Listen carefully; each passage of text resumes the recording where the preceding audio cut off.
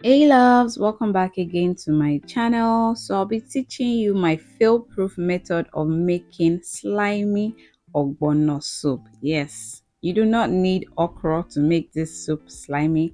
Just watch and learn. You can thank me later. Welcome back. So we need our already blended ogbono.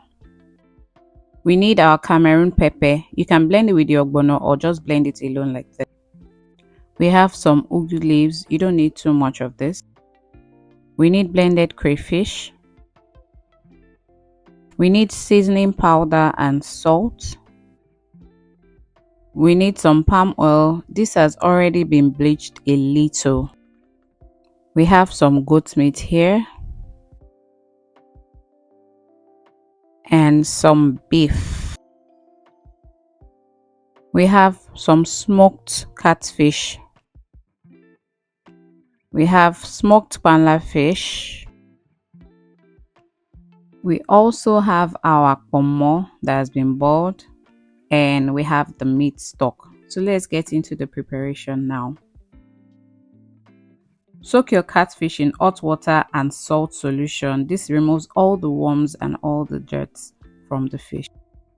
So I have two methods that gives the same outcome. The first is to pour your ogbono that has been blended into the pot and pour in hot water into this. Stir it continuously until it dissolves.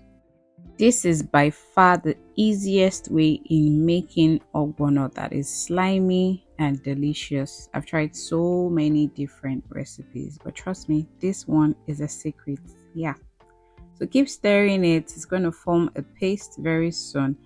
And because the ogbono has not cooked, it's not going to draw at this point. But as you keep stirring it, and as the ogbono starts to cook, it will start to draw. Yeah. So I have another method that I will show you. You can just compare and pick whichever one you prefer. When I'm in a hurry, I use the second method, but most times I use this particular method. And you can see what it looks like right now. Now for the second method, in a pot, you add in your water and allow this to boil a little, allow it get hot, and pour in your ogbono into it. Stir immediately until everything dissolves.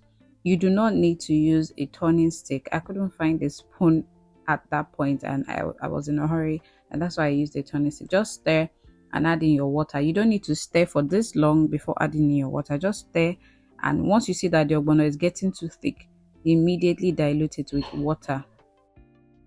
Please use hot water to dissolve this.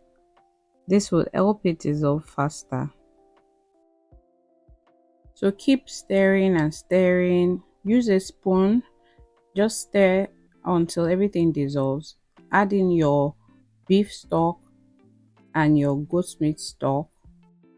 Don't be bothered if you feel like the mixture is not totally dissolved. Just watch the magic about to happen. Give it a stir and then introduce your ogbono. We want the ogbono to get softer, so just put in the ogbono first. So in no particular order, I'll add in the beef and add in the goat meat. Next is the crayfish, and the Cameroon pepper goes in next. I'm reducing it because we don't eat too much pepper, but if you do, by all means add it. And the seasoning and salt. Give everything a mix. Add in the bleached palm oil and give it a stir. Just mix it to combine. How do you make your ogbono soup? For me, I do not cover my pot when making ogbono soup. Do you cover your pot when making yours? Let me know in the comment section. The only time I cover the pot of my ogbono soup is when it's cold. Every other time it's hot, I leave it open. And now the ogbono is almost ready. We're going to add in our ugu leaves. You can add in the fish, the smoked fish. You can add it in before the ugu leaves. But when it comes to ogbono, I don't like my ugu being hard. It's just my personal preference. And because my children will always pick out the ugu leaf, so I always allow it to cook a little bit more. So after adding in the fishes, which is the smoked panla fish and the smoked catfish, I'm just going to give everything a mix and allow this boil. In about 2 minutes, our ogbono will be ready. It's been 3 minutes and our ogbono soup is ready. Now let's check and see how slimy the soup is.